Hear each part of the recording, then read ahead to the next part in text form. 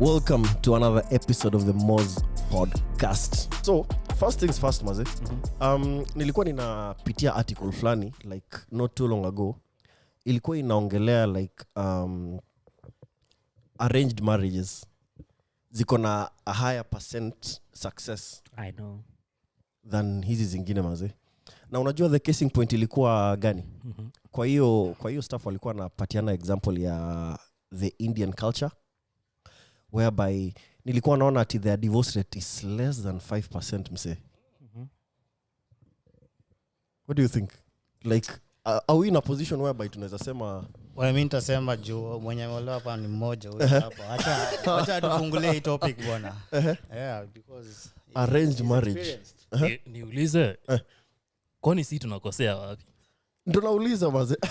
Azi, wacha tupangiwe. Unajua kwa nini? Ukipangiwa na mzazi, ujisumbui. Azi, kia. Kwa sababu hujapangiwa unajisumbua. Ni huyu, kaisi huyu. Ni huyu si huyu. Ukipangiwa unajua nitaenjoy maisha yangu but baadaye kwa mtu ameniongojea, you get what I mean? Mimi na support arrange. Wazazi wangu bedhe kama mnasikia podcast nipangieni nimenishinda. Ebu let me look at it from this perspective. Your arranged marriage, you know, does it take away the accountability for you as a man should things go south in that relationship, knowing that you didn't chase that girl but someone else brought her into your life? But ajua mimi naanga Wahindi na not that I'm stereotypic, but culture yao story kaya divorce ni can hard off, you get what I mean? Okay. So msekio kwa marriage kitu ki happen watu kwa sababu because mashida 1 2 3 umefanya hivi sijafanya hivi. But because kuna hiyo society kitu ki happen mnaenda mna talk about it. Kwa hivyo nikaa hakuna exit door, get what I mean? Hiyo story msolve can talk sick shida yenu. Kwa sababu nilikuwa ninaona pia another reason why anyway na propagate sana kwa hizi arranged marriages ni pia story na ku protect wealth. In that for instance tukitumia the Indian culture kama example, kuna kuanga na hiyo sijui kama umesikia the caste system, whereby kuna kuanga na hizo hierarchies, maybe you know different families place umetoka, the amount of wealth wenye wako nayo nini. So like families ina protect each other from like hiyo story ya capitalism ibaki within the family. So unaambiwa like okay, if you're marrying, make sure unaenda into a family yenye iko na this social class, isiende chini ya hii. Kweli. Basta kwa ni maskini utaishi kwa maskini. Kweli kabisa na yeah. But unaangalia pia dynamics because it's very different.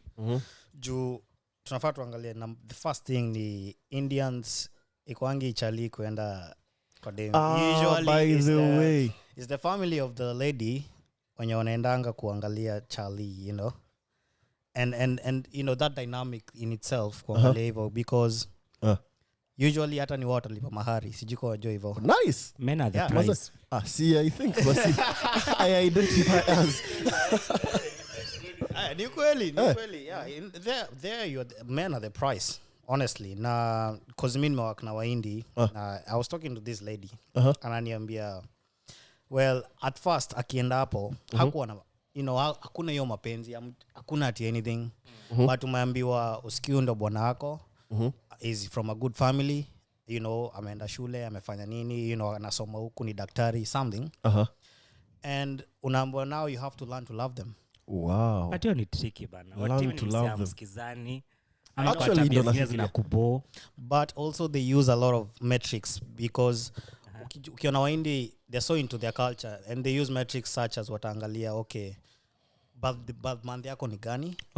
Unajua sijui kama maisikia hiyo story hizo numbers numerology because they use that. Si watu waka tunafaa kuwa nani hataenda for anyone juu utapata numerology zingine so we birthday yako maybe mnaweza rhyme na birthday yote kwa kweli for it as in kitu fanya. But that's what they use and venye amesema they have a high success rate. So it means it works. So nianza kutumia kitu. Who knows? Nani anajua?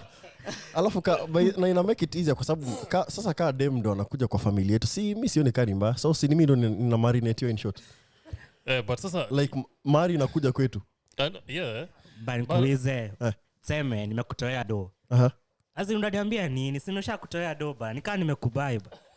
Azin unaona your form naka Africa tunafanyanga hiyo because una azin kaa sasa tumie jina that unambai. You get what I mean? Yeah. Ni part of your wealth. Sasa nikibaiwa si ati nita feel cheap bana.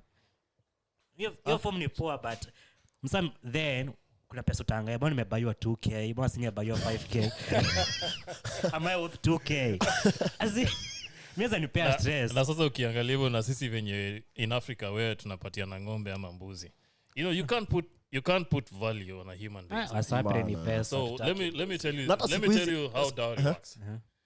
Dowry is not a compensation for the other party who's walking into that relationship, whether it's the girl coming in or it's the boy who's getting married. This thing gets blown out of proportion, especially home, whereby unasikia pero dem anasema nimesomesha mtoi wangu amefanya masters, so I need this amount of money. You cannot put value on a monetary value on a human being's life. Okay, so like what does dowry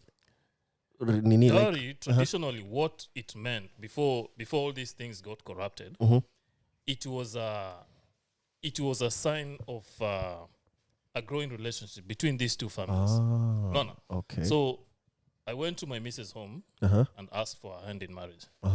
So in return, according to our customs, you pay dowry to the family, not because you're buying this lady. No, but it's an extension of that relationship. Watakuwa wanaamka asubuhi wanaona hizi ng'ombe hapo wanasema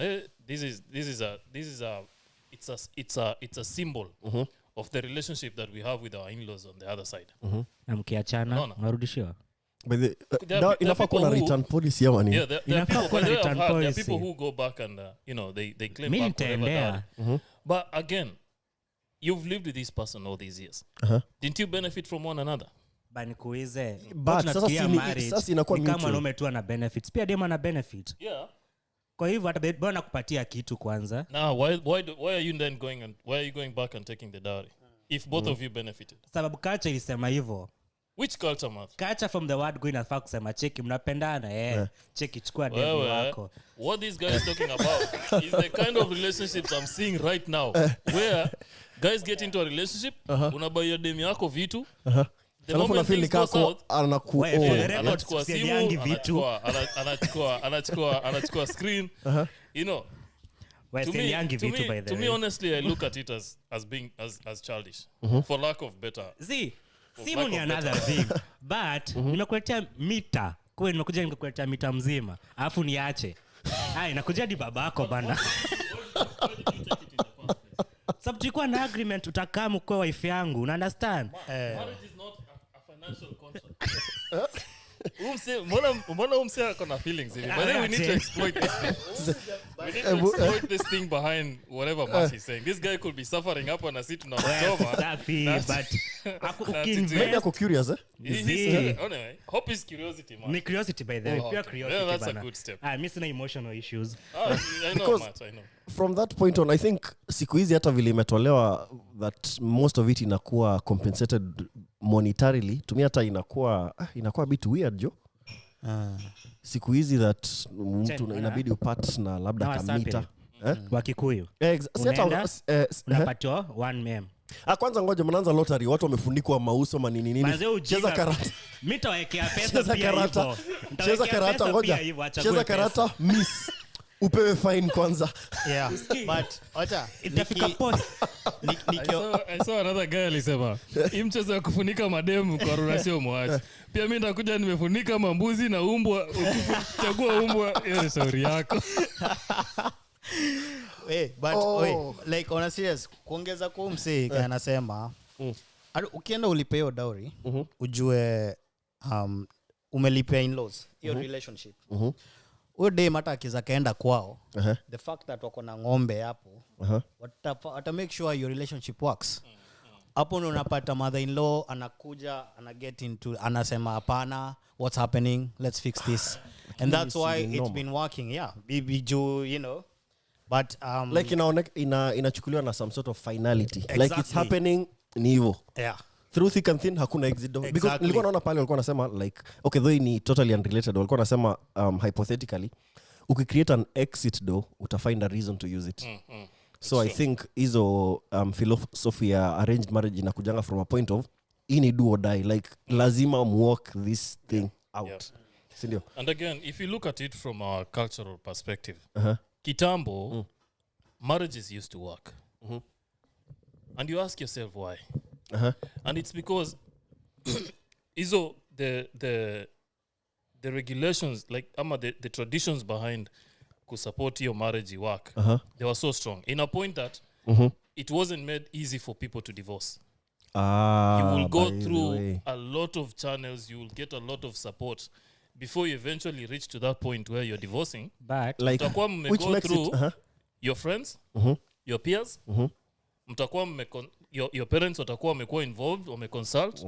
The elders watakuwa wamekuwa involved, wameconsult. The church watakuwa wamekuwa involved, wameconsult. When you finally exhaust all these venues, regardless of what happened to result into that failure of your marriage, if you eventually you go through all these venues and you cannot resolve that issue, and then now kila mtu amesha now. But look at what is happening right now. So like ukiangalia hiyo method ya kuresolve ama kudissolve such kind of marriages ni so complicated mpaka uko tu like I think solving our marriage issue ni way easier than going the other route. It's not complicated. Or rather umesema complicated in the sense that kuna hizo sort There's of okay lazima like nani ako involved.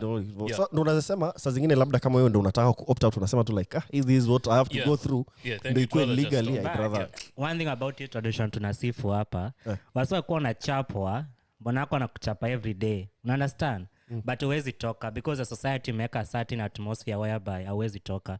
So in a certain way, as much as you want to appreciate tradition, culture and all that, iko poa as tradition is so important. But tradition yetu, if we are to be so honest, especially as in dem ako in the same position ako today. So nakuta to a certain marriage, dem anachapo every day, anachapo na nyorosho kaa kitu ingine. But hatai kutoka because akitoka anaenda wapi? Saa hii mimi kiweza pata dem, mbona achapo hata kofi hata matusi rudi. Yeah, but there are cons. Look, there are pros and cons in a relationship, but to me, there shouldn't be any reason for violence in a relationship. Like you're two adults. You know, if you can't talk about issues to a point whereby in a lead into altercation kuna kwa na physical aggression, then it clearly shows like akukuwa na respect hapo ama there is no communication because for violence to occur, then that means kumekuwa na there's a deficit in communication. That's true. Now ukiangalia traditionally, I come from a home where my dad never raised his hands on my mom. Never for once.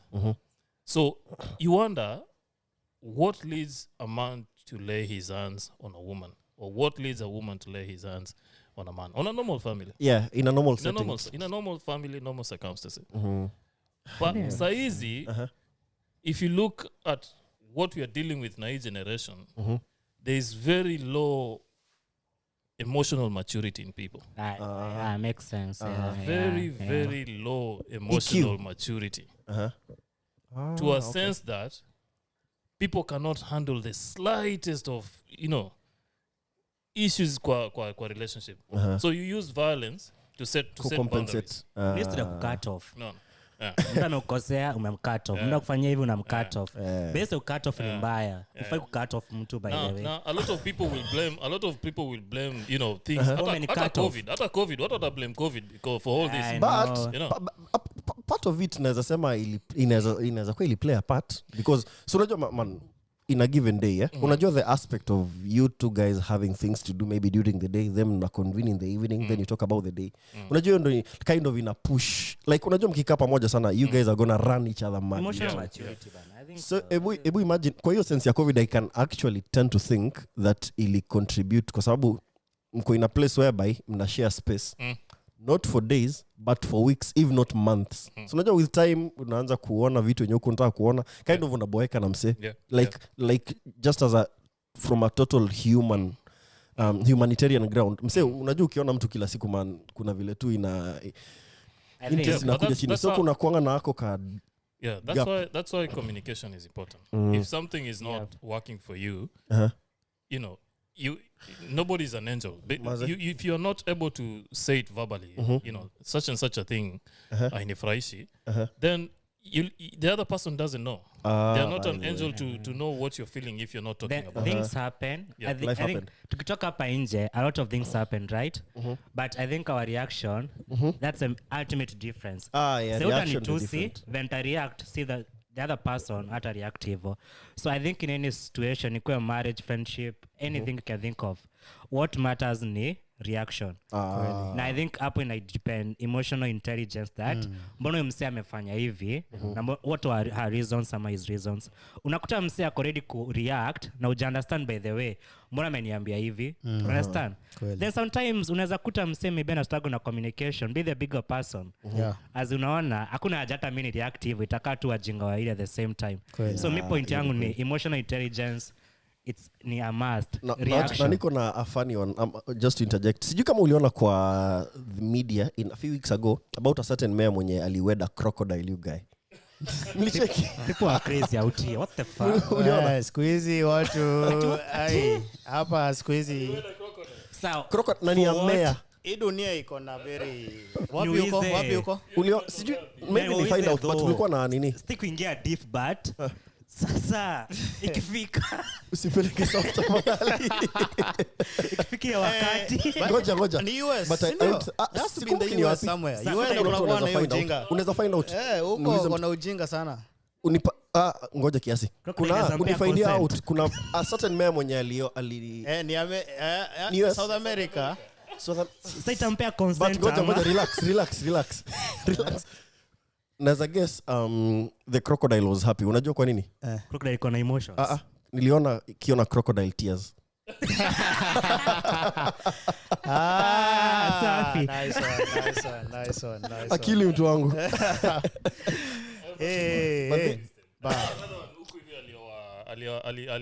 aliwed bridge hiyo Darling Harbour bridge. Walai. Yeah. Daraja. Yeah. To the bridge. What are the best hapa nje? People are twisted. It's not even people are just twisted. Mexico. Those are Cabros. Mexico. Okay. Yeah, but anyway. The bridge. But huku nje, but anyway, going back on to the point hiyo ya vita and everything. Kuna kitu nilikuwa nataka kusema na it's very important juu watu waelewi, sometimes niko na mentangu ananiambianga we are sisi kama binadamu usikii ni conditions like venye bring you up. It plays a part, your environment, how you're brought up. Mtu alizoea aligrow up akiona wazai wake wakipigana, hajui they don't know anything else. Anajua kusolve kitu ni nini, ni vita. Tumegrow up shule tunapigwa. Wewe ulikuwa chuo unapigwa? Of course. Nilikuwa group of schools. Group of schools guys. Ulikuwa Brookside I know bana. Pizza bana. So tunaona like I think na hiyo emotional intelligence it's it's easier said than done. Juu tunaweza iongea hapa but people don't know about it. Na ina get even I think your point in simplistic stuff. Exactly. It takes so much more juu okay mtu kaa wewe umesema ukoona mzai wake akiaipigana. Me too. Haitawahi cross your mind kuipiga mtu. You've never seen it. You've never experienced that happen. People watu wame grow up in violent places. So they choose wanaona okay hivi ndo nimeona hivi ndo inaendanga and it's subconscious. Si ati wanataka but ni juu iko kwa akili yake. They think that's the way the world is. Una tu kenye uliona. Exactly. Like you do what you see. Yeah, you do what you see. Contribute kwa your point. Kuna nikaongea na ibeshte kuzio story. There's a certain famous psychologist that one of the most renowned. Anasemanga that kenye unafanyanga sahi how you una act na babeshte work everything ni blueprint venye kwenu home kulikuwa. Na sometimes unless you go to the work uanze kujistudy that mbona by then kikasirika nafanyanga hivi. Ukianza kustudy uta notice iko hadi kwenu home. You get what I mean? How you when uko na behave na mama yako by the way ni uta behave na dem yako unfortunately. Kama kwenu unapewa attention utakuwa na dem yako kupay attention. Kweli. Ama kama uko unapewa saa zingine unaweza unatafuta hiyo deficit kwa mtu mwingine like exactly. Attention unatafuta attention. You overdo. There are people that overdo. Unapea mtu extreme attention because you know because uki grow up. Una understand? Yeah. Ama unakuta msee I grow up mapero akiwa distance. so anaweza kuwa avoidant Yeah. ama na yeye akue sasa extreme as in, anaenda for 5 days bila kuongesha mtu na si kupenda yeye anaona mimi ni grow up hivyo. Alikuwa anasema in that huyo psychologist alikuwa anasema because wao wali grow up kujua cause pero hakuwa karibu so ali grow up ku solve their own things to solve their own problems hakuwa na mtu anaenda kulilia unaona na but sasa kuna hao wengine pia wakupendwa sana Kasisi na I think wakupendwa sana si mbaya by the mtu unasikia anapendwa sana because they have so much love to give up out here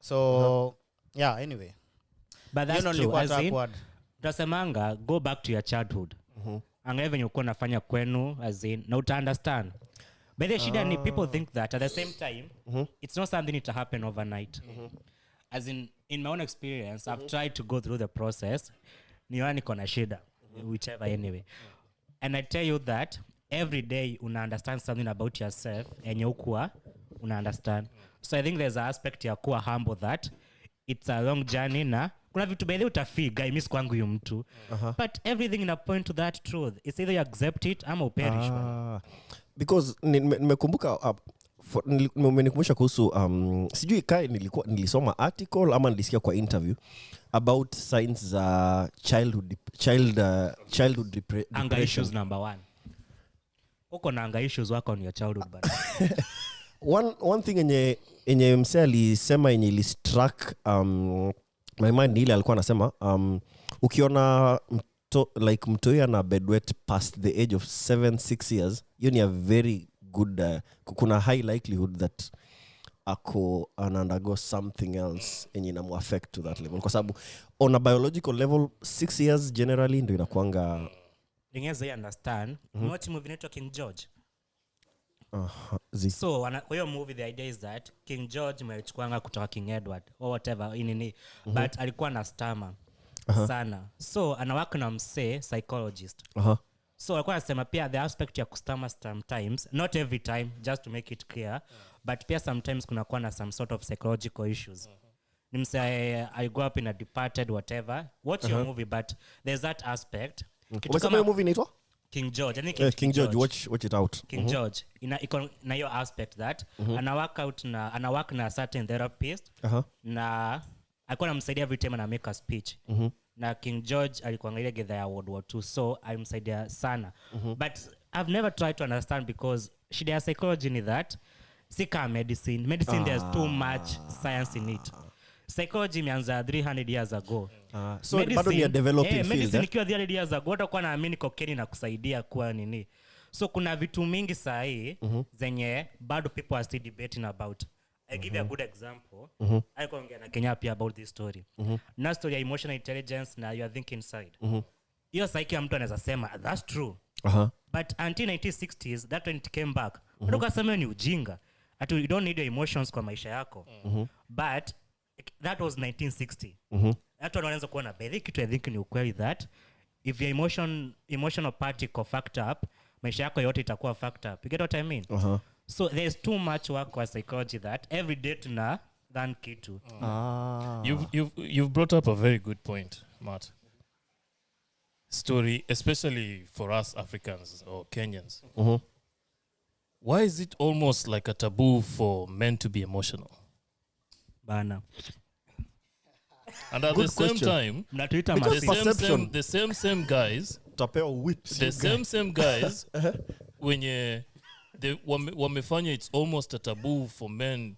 to be vulnerable the guys are becoming so violent so is there a relationship between I can answer that the way our culture has raised us to be so strong emotionally is there a connection between that and the rate of violence we are seeing especially towards women? I can answer that Kenya unaonaje before to well juu na uskimi napenda Andrew Tate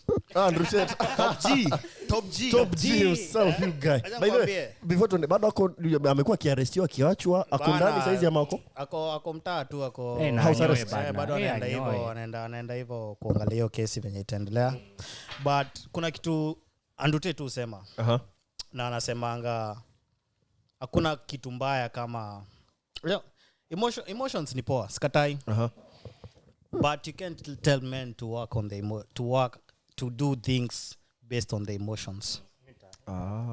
You have to be, so there's a difference. Kuna kuwa na masculinity na femininity. And to be in your true masculinity, you have to, as a man, lazima ukuwa unafikiria juu watu who work in the emotions, they're very violent men. Niulize mbona? Why? Utaona Kenya mtu amesema ametusiwa, aliambiwa wewe ni mjinga ama nini. And it's such a big deal. Why? Because they're acting on the emotions. The man anakuwa so violent. Ameenda kupigana huko juu alitusiwa. You know? But that's being weak emotionally. Exactly. Okay. Exactly. And that's what I'm saying. Opinion. And that's what I'm saying. If you understand, you have to there's being emotional and there's being understanding your emotions as a man. Na kujua, and even as a woman, right? Na kujua, okay, what are my parameters? You know, venye tu tunasema hiyo emotional intelligence. Ni kuelewa, it's just the understanding of it because it's a very gray area. See black and white. It's very gray. So it's kind of like, okay, hapa hivi emotions zangu na feel nini. So unajua when to, you know when to. Na asemangi ati usikuwe emotional Andrew. Asemanga you know when to bring this up. Unajua when you can be vulnerable. Unajua when you need to be strong. Juu hizi niambia mmekuja hapa, wewe uko hapa hivi, biako kwa pale, kumekuja hapa watu wanataka kuiba. Wewe ingia kwa uoga yako, ati unaingia kwa kitanda, chini ya kitanda. You have to know when to take a stand. Unaona? Unafaa ujue okay hapa, it's my turn sasa mimi kama mwanaume. You know, it's time to get violent. So it's just knowing when it is. Because there's violence, kuna violence time na kuna time ya kutulia, kuna time ya kustay calm na kuna time ya kuwa violent. So yeah, Matt, my opinion iko hivi. Tuseme huyu mtoto nana IG. Tuseme one thing. Hawezi work out mikono peke yake, right? Kuna siku ya leg day, kuna siku ya chest day and all that, right? As much as tunataka ku work on the aspect ya kuwa masculine, being that macho as in top G, if you don't work on your emotions, utakuwa fucked up. I say Nacho niulize basi a direct question. How does one actually work on the emotions then? Sasa hapo naweza wasaidia.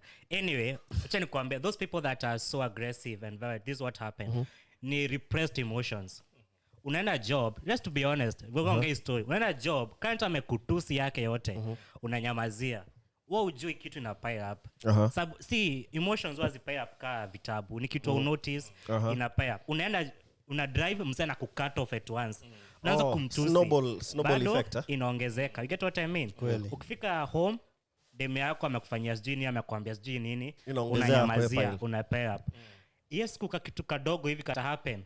Hata mdada kuambia bebe unakuwa mjinga aje. Kitu dogo hivi unakuwa mjinga extreme. Unaanza kushinda mbona nimereactive, inakonga repressed emotions. That's true. Mimi naona the best thing ni kufanya every time ukicapture any emotions ina happen. Ukikasirika anytime. I know ni hard but unaweza ijitrain. Every time umekasirika, capture that moment. Mbona nimekasirika? Na ukianza kuisolve hivyo itakuwa so easy. By the way, yo ina relate na nini fulani. Nilikuwa naona by the way, one of the worst activities in your ina draining willpower in our day-to-day activities. Unajua ni gani? Namtamini road rage. Useme kukat off unapiga oni cut 10 minutes. Sasa Sydney huko madereva bana. Sasa zingine hata by the way, mtu anakat off but sasa zingine mimi naangalianga tu hivyo nataka kupiga uko like kaja nigonga acha ishi. Unajua Mose, when you're doing this kind of job we're doing, you know, we are supporting people with disabilities. You that's walk into a good environment. You walk into that job knowing you're working with people who have a disability. So yeah, and you know, definitely kuna hizo support plans, you've been trained on how to work on them, but it's your job as a staff to understand that these people are behaving the way they are behaving because they have a disability. They are not functioning 100% the way you as a staff is working. Yeah, so they depend on you. Always rant. So you have to condition yourself to take personally. Yeah. Take in but to take personally. How many people you work in the industry? Okay. The best they can tell you is do an incident report. And then you're left there asking, okay, what's there for me? I've done an incident report, nimefanya behavior document, So what's there for me? Nimepigwa na client. Nimepigwa RKO na client, unaambia tu andika chini alafu story hizo. Unaambiwa the best support we can give you, you can talk to an EAP. So for those who don't understand EAP in this industry, it means Employee Assistance Program. So it's like it's a free counseling session for staff. So you go and talk to EAP. EAP anakuuliza, did you read the behavior support plan ya your client?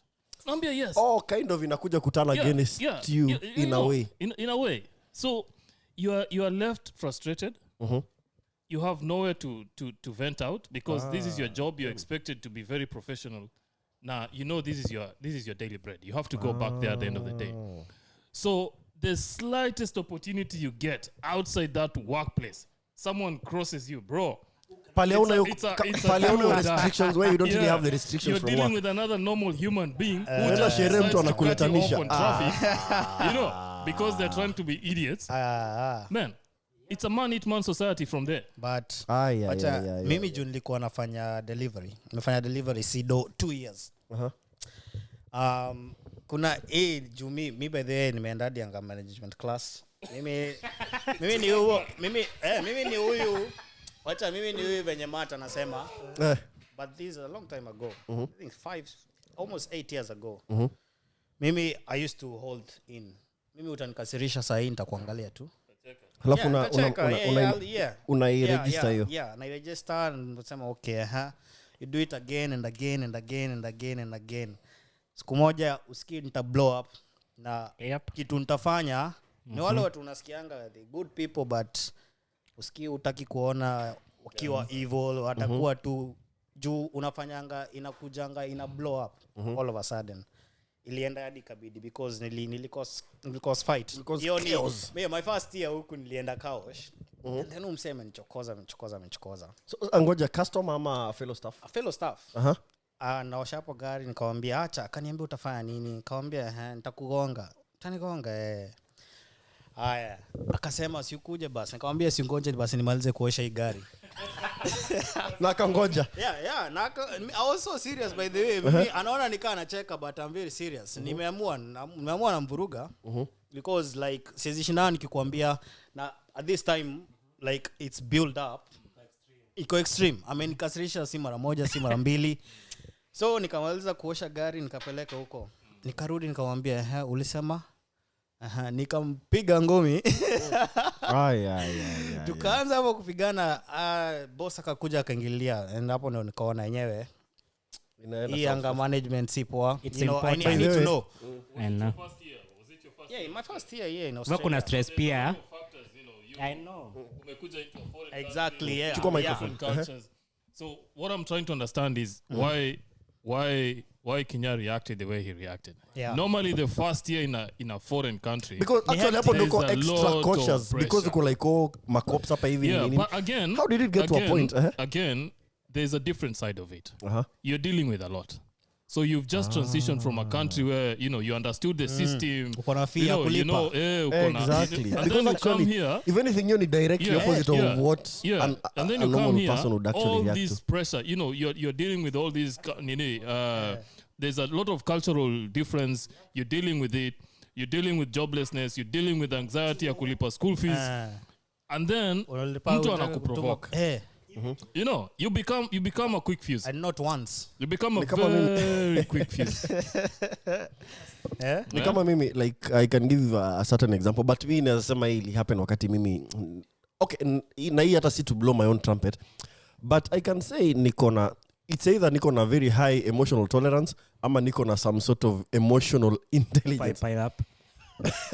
ama labda haijafika point because there's a certain day yenye nilikuwa place fulani nilikuwa nimeenda kuchukua msee mwenye nilikuwa ninamsaidia, then nikaona ilikuwa tu very early in the morning, then a certain guy nikaona alikuwa anatoka na bike on that end, alafu unajua alikuwa ananiangalia ile design ni kama ananijua but at the same time nikaa ana try ku find out kama hakujui. So unajua hata mimi nilikuwa kwa sababu mimi nilikuwa tu kwa shopping center na mimi nimerelax. Unajua hata mimi pia nikampatia hiyo stairs zile za mnaangaliana sasa. Akakuja akaeka hapo hivyo nini?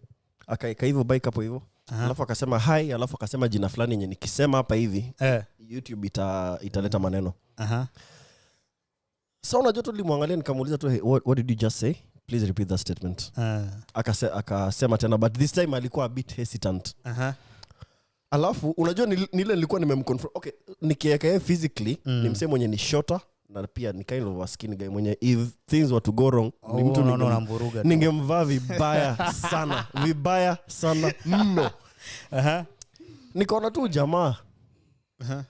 Unajua saa zingine unaangalia mtu na unasema tu jamaa ako tu na mashida nyingi hata kunishinda, hata hakuna haja ni join your group. Wachana tu niachane naye ende. Ben waulize. But unasema ni you know, but that's what I used to do. Alafu the worst thing, sasa mimi nikamwachana nikakuja kwa gari, msana ananifuata ananiambia hiza bro. Sasa mimi nilikuwa nafikiri wewe ni hao jamaa wenye wanakujanga hapa hivi. Of course pia nime sense hiyo kwa sababu labda nikiwa off air ndo naweza sema. Nikamwambia fanya hivi, the best thing unaweza fanya, don't even worry about apologizing. Uendelea tu na siku yako, ni sawa tu. Niko na so many things ya kufanya. Na to be honest, nilimwangalia tu vile alikuwa and all that, na hata nilikuwa na imagine mental state yake, nikasema tu nikibishana na yeye nitakuwa nikimvalidate kweli. Nayo unampea chance. Nikasema nitakuwa nikivalidate behavior yake. So nikasema tu that's true. Unaona ile nikaa like if you have a kid alafu aanze kufanya vitu zingine tu unaangalia unasema huyu wachana tu naye. Unauliza ni waseme experience racism in Australia. Mimi nime experience yako ilikuwa the first one yangu ya Australia ilikuwa yangu maybe it's simple but it's crazy. The first time I think 2 weeks. Mimi niketi kwa train na mtu akasimama bana. Wazo ikaanza kashindo kaifako inakuanga mweusi aje. We imagine scenario buda train msaiona hata yasimame. Aisimama train kaya 40 minutes bana. Every time niko hivi kwa selfie guy nakuanga mweusi aje bana. Mimi kwa the second week Australia manzi kutoka hiyo day for some few months. Manzeni kwa na mtu mweusi Spain ya aje. Sasa ifanya niona kama mimi wewe ni Afrika kati Mkongo. He's a man. He's a Joe. Second week bana. Kuko light skin usaidia though. Well. Because I think sijui kama umesoma kuna hii kitabu ya nani ya Trevor Noah. Actually nishaiona ukirecommend. Hiyo kitabu ya Trevor Noah inaitwaje? Bona Crime. Alikuwa I think Trevor Noah alikuwa na explain the challenges yeye alipitia. Hakipitia kwa sababu ya kuwa as a result from a mixed family.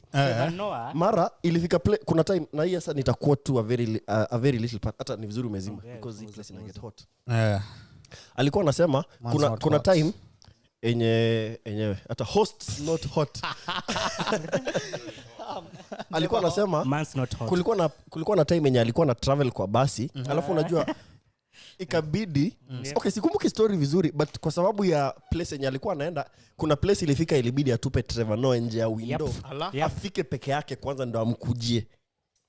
Itamrusha nje ya gari kienda. This book inaitwa Bona Crime, ndio hiyo uko screen hapo sasa hivi. If you can get that book please do. Na if ukisoma the audio, Trevor Noah anasoma the audio. It's the so audio funny. Book very funny. It's so funny. Na hata ukisoma kama South Africa. Yeah, South Africa. Na one thing interesting, hata kama kwa sababu mimi nilibuy both the audio book na the actual book hata ukisoma the actual book kama wewe ni mtu umesikia Trevor Noah utaisoma na sauti ya Trevor Noah. By the way unaelewa? Yeah. I know. So kitabu ni funny. Yeah, Trevor Noah by the way it was very very very dramatic manze. But if ukitaka kusoma about racism on that topic, kitabu ni conk, hiyo ni shida. It's conk, but sasa inaoneshana racism from an unconscious point. As yenye saa wewe ujui as some aspect of racism. Nitakwambia something people do. If someone ever tell you, hadi Kenya ziko unaweza kumbuka, kuna kitu ni post. Kwa hiyo video, I don't know if you remember. Alikuwa tuiza, where do you come from? So you're proud you're from Kenya. Kenya can text, that's so racist. Niko mbona? But when someone tells you that, it's unsafe and admit, anataka kuambia by the you're not from this country. You get what I mean? Yeah. Nikwambia another one. Aspect your English is so good. Hiyo ndio nilitaka kusema. Speak good English. I like your hair. Ninaanza kuguzaguza. Sasa wacha nikwambie one funny one. Kuna an elderly lady mwenye alitaka kuja kuchukua selfie na mimi.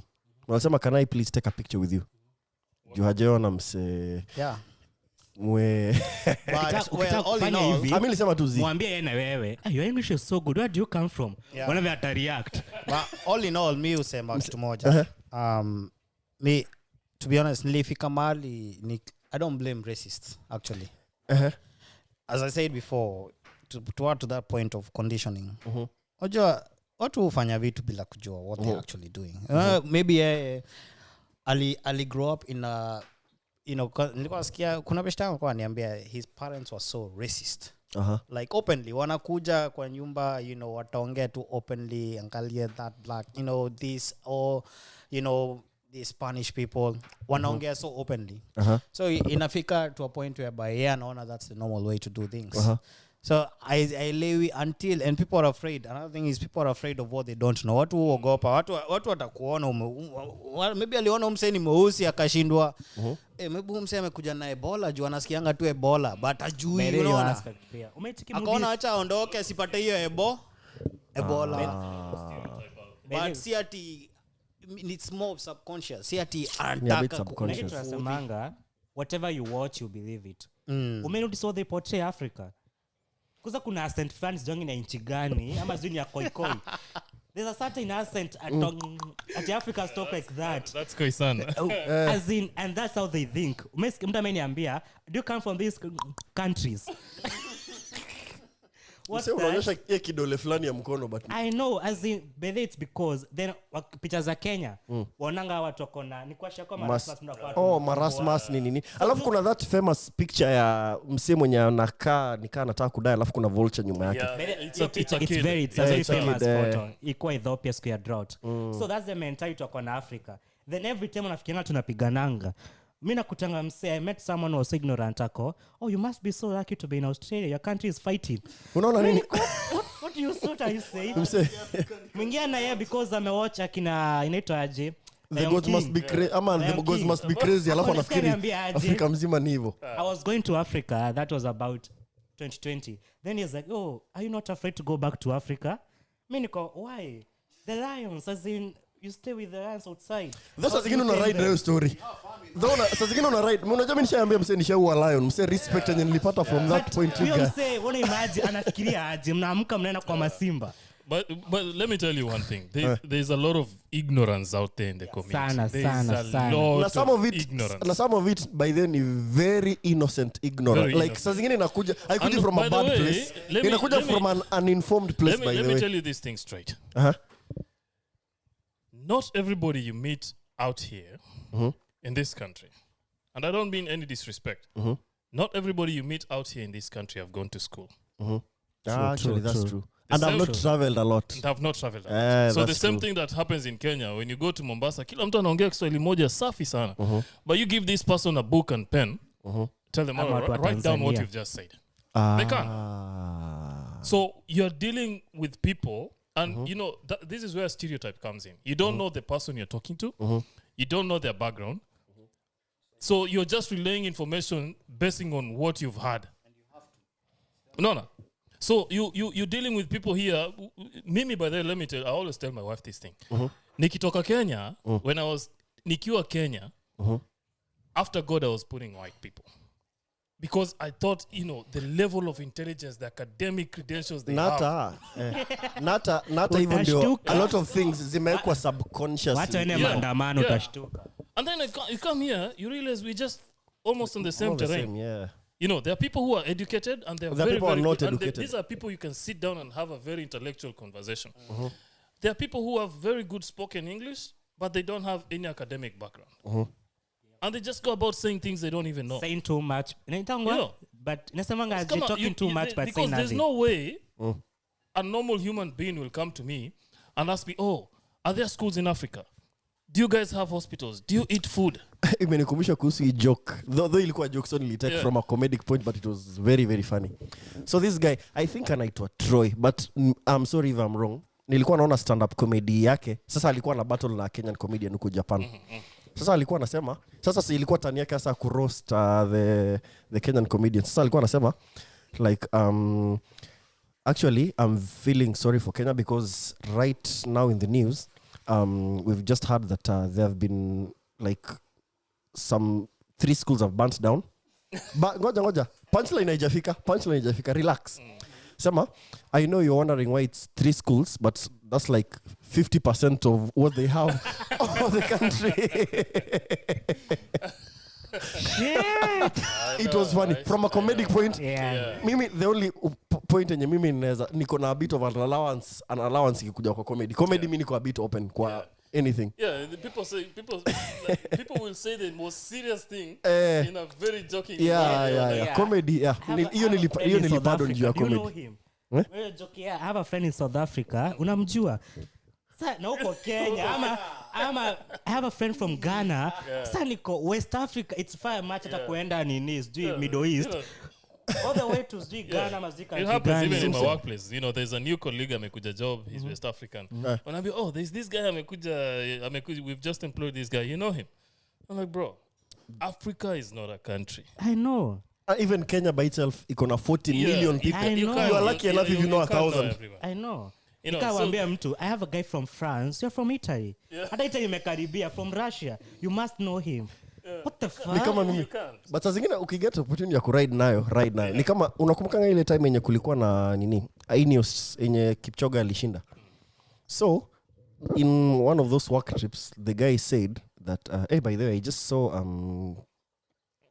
the marathon guy Kipchoge won the marathon. Do you know him personally? Luckily kuna picha nyingine ya kitambo tulikuwa tumepiga na umse. Nikamwonyesha hivyo ndo nilikuwa star. Anyway, to see hapo sasa. So guys, mnaona nini? Hiki tu imerun for a very long time. So at this point we'll just pause, then watch out for the next episode. Maybe with these guys, maybe with another set of guys. Kabisa. But until next time, ambia to subscribe kwa the Mozz podcast. Subscribe to the Mozz podcast. See you next time. Tachikiana.